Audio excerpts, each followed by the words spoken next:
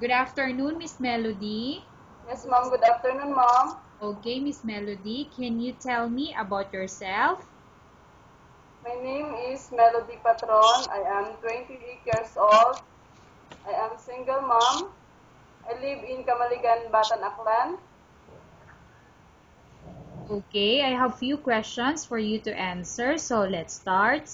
Why do you want to work as a maid? I work as a maid because in the high salary, ma'am. Okay, why you choose Malaysia when there is a lot of other country? Because Malaysia, ma'am, is near in the Philippines. How are you qualified for this job? I qualified this job, ma'am, because I am hardworking, honest, and disciplined. May I know what is your education level is? I am high school graduate, ma'am, graduate in 2005. Okay, what is your recent working experience? I am working babysitters. Okay, have you worked abroad before? No, ma'am. Do you have experience of taking care of baby? Yes, ma'am, because I am a mother too, and also in the baby of my sister. Okay. How about elder or older people? Do you have the experience? Yes, ma'am, I have experience because I also taking care of my grandmother, Okay, so how old that time your grandmother you take care? 76 years old, ma'am. Okay. Do you have any other special skills? Yes, ma'am, I like cooking, washing, and ironing. Okay. Are you willing to learn new skills? Yes, ma'am. Are you willing to work with a family where the mother-in-law or any relatives stay together? Yes, ma'am. Currently, are you still working now? No, ma'am. Do you know how to cook? Yes, ma'am. What sort of food can you cook? Filipino, ma'am. Filipino food, ma'am, and sometimes Korean food, ma'am. Okay, can you tell me what are those Korean food that you can cook? Miss Melody? Yes, ma'am. Okay, can you tell me what are those Korean food that you can cook? Kimchi, ma'am. Okay, how about Filipino food that you can cook? Adobo, paksiw, Okay. tinola. Are you aware that you will have to do washing, cleaning, ironing, and cooking? Yes, ma'am. From all the house chores like cooking, cleaning, ironing, and washing, which do you like most? Cleaning, ma'am, and cooking. If ever you were selected to work in Malaysia, who will take care of your kids? My husband, ma'am. Okay, you are not allowed to use handphone or cell phone during working hours. Yes, ma'am. You are only allowed to use handphone or cell phone after you finish all the works and when going to bed. Yes, ma'am. You are strictly needed to surrender the handphone or cell phone to your employer in the morning, and your employer will return back to you once you're going to bed. Yes, ma'am. If ever your employer finds out that you're abusing or using your handphone and it's affected your work performance, your employer will confiscate your handphone and you're not allowed to hold it anymore. Instead, your employer will allow you to call to your family 3 times in a month. You're only allowed to bring normal phone and you're not allowed to bring smartphone. Are you agree to the terms and condition? Yes, ma'am, I agree. Are you agree to the rules and regulation for the handphone?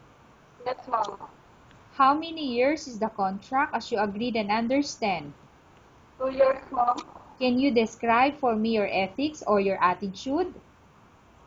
I am hardworking, ma'am. I am disciplined and also honest, ma'am. Okay. How can you assure to us that you will work hard in Malaysia? I assure you, ma'am, to work hard in Malaysia because I need financial support to my family. Okay. Can you promise not to use a telephone without the permission of your employer? Can you promise? Yes, ma'am, I promise. Can you promise not to put on makeup but to dress properly while work? Yes, ma'am. Can you promise not to invite friends and relatives without the consent of your employer? Yes, ma'am. Can you promise not to ask for advance salary from your employer under any circumstances? Yes, ma'am. Do you really understand of the rules and regulation of the agency? Yes, ma'am. Do you pay any placement fee for you to come to Malaysia to work as a maid? No, ma'am. Do you have any history of sickness, example breast cancer or any other illness? No, ma'am. Do you suffer from any skin diseases, allergy or physical defect? No, ma'am. Have you suffered from any serious illness? No, ma'am. Do you smoke? No, ma'am. Do you have any tattoo in the body? No, ma'am. Do you take any prohibited drugs before? No, ma'am. Have you undergone any operation or surgery? No, ma'am. Are you medically fit? Are you fit to work? Yes, ma'am. Are you in any medication? No, ma'am. Are you allergic with any food? No, ma'am. Are you prepared to work for the employer of any race? Yes, ma'am. Are you afraid of being left alone in the house? No, ma'am. Are you afraid of dogs or other pets? No, ma'am. Can you promise to work according to instruction from your employer? Yes, ma'am. Do you have any immediate family working in Malaysia? No, ma'am. Okay, Miss Melody, we have finished our question section. Let's go to case study. I have a case study for you and I want you to answer me truthfully. Upon arrival in Malaysia within 6 months, if ever any of your family members pass away, what will you do? Will you continue to work till finish your contract or you will go back? I'll continue to finish my 2 years contract, ma'am. Okay, tell us about yourself and why do you want to work in Malaysia as domestic helper? I am hardworking, disciplined, and willing to learn.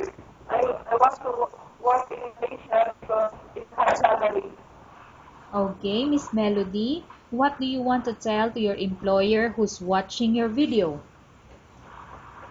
Please choose me, ma'am, because I am hardworking person and willing to learn what you request from ma'am. Okay, thank you very much, Miss Melody. We will update to your agency if there's any selection made by the employer. Thank you, ma'am. Okay.